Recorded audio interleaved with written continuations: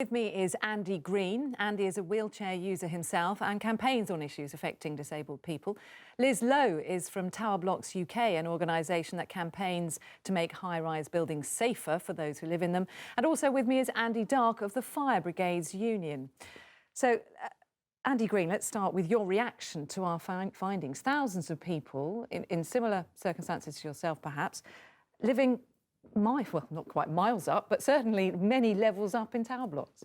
Yep, this is not new to disabled people or disabled people's networks or campaigns or organisations.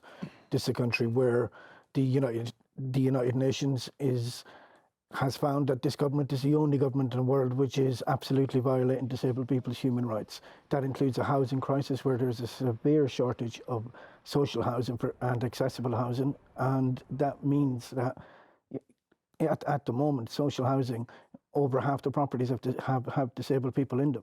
That is causing real issues when there is no accessible housing for them to move into, and that could have been solved. Last year, we had the 21st century's first grand plan for housing, for social housing, and what we found was that whole report going into the 21st century didn't include one reference to accessible housing, and despite the fact that there are over 350,000 disabled people with unmet housing needs in this country today. Liz, I presume you're going to concur that this isn't a surprise to you. It's not a surprise, and I think the numbers are probably much greater than those in your report, because after all, there are 150 local authorities, many more social housing organisations, and there will be people living in those tower blocks who are at some risk, especially as many people may have lived there for a long time and may have become older and frailer, both physically or mentally, whilst they've been living there, and may not, again, fall into any category of having been assessed. Or may not realise exactly that they themselves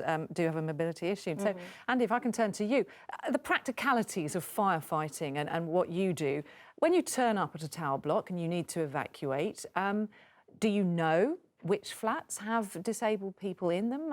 How does it work?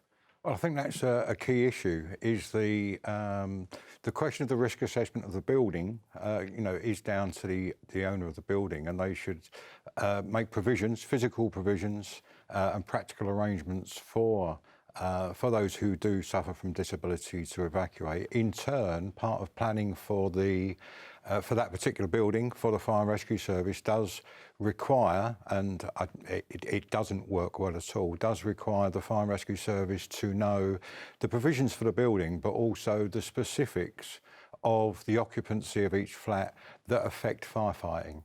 I don't think that's there's no data issue in there. It's a practical, necessary step, which, when discussed with residents, will have no problems, cause no problems for them.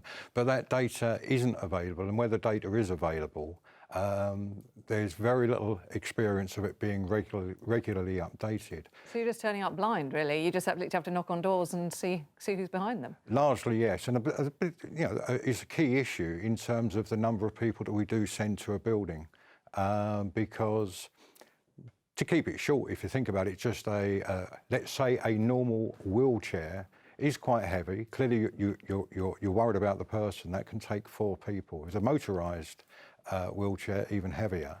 That's one fire appliance for each person. Absolutely correct. That we should rescue people, but it does mean to say that you need to have a lot of fire engines attending, should that be required. Remarkable, yes. Now, and of course, what has brought this into sharp focus is what we saw at Grenfell Tower, and in particular, one of the victims who lived on the 18th floor was 65-year-old Sakina Afriasabi, and it since emerged the council had told her she shouldn't have been anywhere higher than the 3rd floor, and yet, after repeated refusals, in desperation, her family say, she took an 18th floor flat. I mean, Liz, how does that happen? A decision is made, a council makes a commitment, and then it's ignored. Yeah, you may well ask. I guess they may say it's due to a lack of resources. There are maybe fewer public sector or social housing tower blocks or accommodation available generally because of the economic situation. But we shouldn't be sacrificing, endangering people or sacrificing them. because of short resources. But Andy, does that ring true to you, that someone could get so desperate just to have a home that they would take something that is clearly unsuitable for them? Yeah, I mean, this is the experience of most disabled people. When you go through the housing applications and when you eventually turn up to get a house, often it's an argument to say what's accessible, what needs you have, and if you refuse that on the grounds that it isn't accessible to you, that it doesn't meet your needs, you get one go at it. And you know, if it's a drawn out argument about where the responsibility lies for making it accessible, and what that means is that people are having to either take flats which aren't accessible for them or lose their chance at getting a property altogether. And that's a real risk for disabled people, particularly, as we're seeing in this case and many other cases right across the country today, where people are trapped very high up. Now, I just want to move quickly on to the stay put policy, because I understand that Andy in our report, he was told, stay put, the firefighters will come and get you. But of course, post Grenfell, there must be very many people out there who are too worried to do that. I mean, is that your experience?